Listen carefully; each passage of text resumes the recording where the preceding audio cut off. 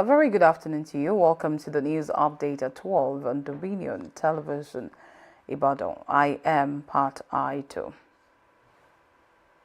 The federal government has set aside over 962 billion naira in the 2026 budget for the purchase of 39 sport utility vehicles and thousands of empowerment projects, according to Civic Technology Organization Tracker.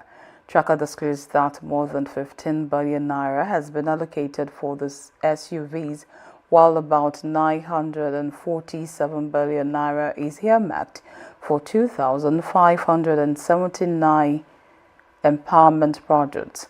It noted that many of the projects have no specified locations and are spread across 184 government agencies, including institutions that do not primarily implement empowerment programs. The organization said the allocation exceeded the combined budgets of 7 key federal ministries, thereby calling for greater openness in project implementation to ensure public funds are effectively managed. The House of Representatives Other Committee is set to question the Accountant General of the Federation, Samsudeen Ogunjimi, over the alleged operations of the Presidential Foreign Investment Promotion Council, an agency the federal government says has no legal backing. Lawmakers are investigating how the council reportedly secured office space within the Federal Secretariat and received more than 1,320 million naira in the 2026 budget.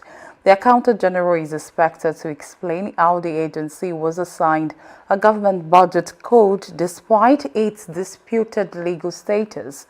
Although the presidency denied any connection to the agency, the committee says the probe is aimed at identifying those responsible, preventing similar occurrences, and strengthening transparency and accountability in public institutions. The federal government has increased the annual admissions into nursing schools from 20,000 to 50,000 students as part of effort to address the shortage of healthcare professionals in the country.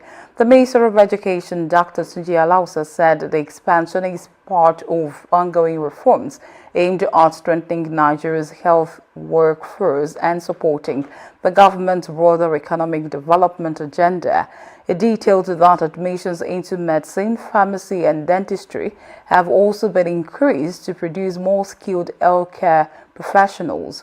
The minister added that the Nigerian Education Loan Fund, NELFund, has been structured to remain sustainable, while improved engagement with academic unions has helped restore stability across the nation's tertiary institutions.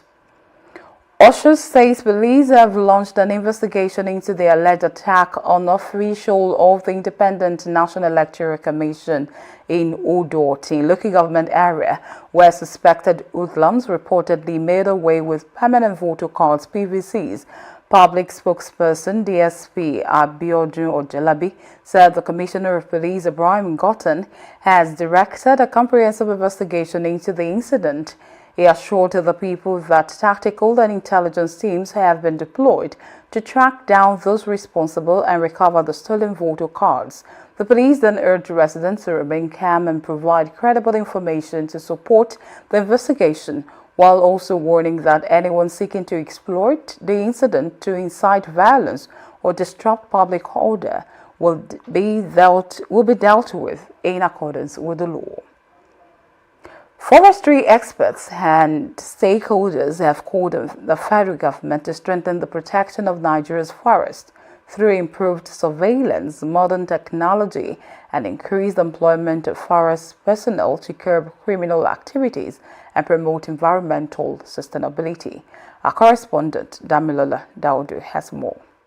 Stakeholders made this call while speaking on the growing concerns over insecurity within Nigerians' forest reserves and the need for improved forest management. The Provost, Federal College of Forestry, Dr. Ibrahim Lawal, and Comrade Paul Akinsoya stressed that forests play a critical role in preserving the environment, regulating the climate, and supporting biodiversity, noting that the survival of humanity is closely linked to the protection of forest ecosystem. The stakeholders also expressed expressed concern over what they describe as inadequate attention to forestry sector, saying many forest stations lack sufficient personnel to effectively monitor forest reserve. They urge government to recruit and deploy more forest officers, explain that well-trained personnel stationed within the forest reserve will help detect and prevent illegal activities before they escalate. Without forest, there is no world, because forest is what binds the whole climate, and that is why we can have a better forest. And without forest, there is no research. But the only thing I would just say about the federal government and the adoption, when we are talking about putting them inside the forest, is just to make sure that we have a proper monitoring team within our forest with a very good surveillance system, using a drone, using a different a digital thing, AI adopted strategy to make sure that all our forests and environment is well surveyed, to make sure that all these people coming to live inside our forest, they cannot have their place to stay again. With this surveillance, I think we can able to manage it. But forest is very key and it's very important. I feel like governments are not like looking at the foresters. They are not just meant to be in forest. Once they are appointed to like a place, they know what to do there. The stakeholders further maintain that combining modern technology with adequate manpower will significantly improve forest security, protect the nation's natural resources, and contribute to national security. They therefore appeal to the federal government to prioritize investment in forest protection through technology-effective surveillance system and the recruitment of more forestry personnel and security personnel to safeguard Nigerian forests for future generations. Damilola Daudu reporting for Dominion News.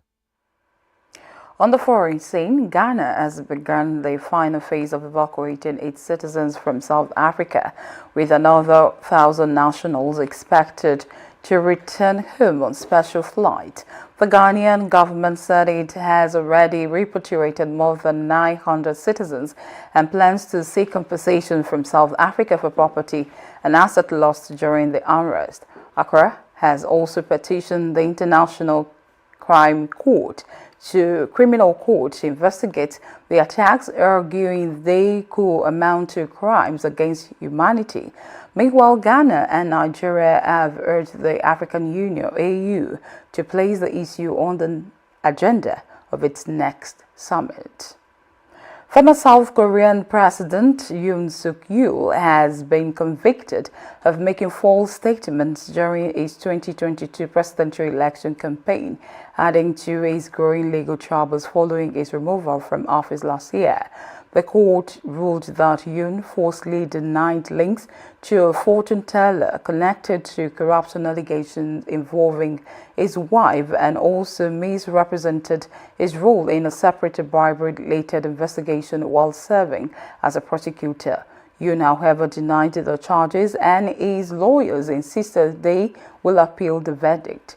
If the conviction is upheld, Yoon's former People Power Party could be required to repay about 40 billion won in government election reimbursements received after his 2022 victory.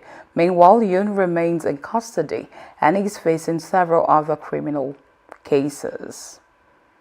The United States and Iran have suspended military attacks for a second consecutive day, raising hopes for a renewed diplomatic effort to prevent a wider conflict. U.S. Ambassador to United Nations Mike Waltz said President Donald Trump was allowing diplomacy to take its course with Oman, Iran, and other mediators engaged in talks at both political and technical levels. Similarly, Iranian authorities confirmed that Tehran had altered its attacks following the U.S. pause, while dismissing concerns that the United States was running low on defensive missile interceptors.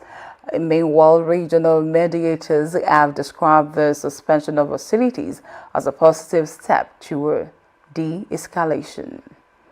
And from the world of sport, Moroccan police have arrested a hotel employee in Casablanca over the alleged theft of cash from members of the Nigeria Super Falcons squad ahead of the 2026 Women's Africa Cup of Nations. The arrest followed complaints from players staying at the Marriott Hotel, including forward Esther Okoronkwo, who said several hundred US dollars was stolen from her wallet.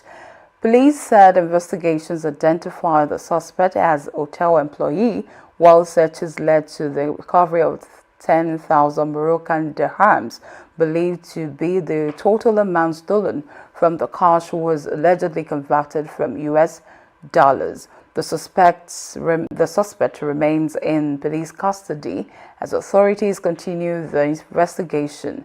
Meanwhile, the Super Falcons have shifted focus to the tournament where they begin the defense of the WAFCON title against Malawi on Tuesday, July 28. You can visit our website on www.dominion.org.ng to watch us live and interact with us. You can also follow us across our social media platforms: Facebook, Instagram, TikTok, YouTube, and LinkedIn at Dominion Broadcast, and on X at DominionCast. And that ends the news update on Dominion Television Ibadan. I am Pat Aidu. Thank you so much for watching. Good afternoon.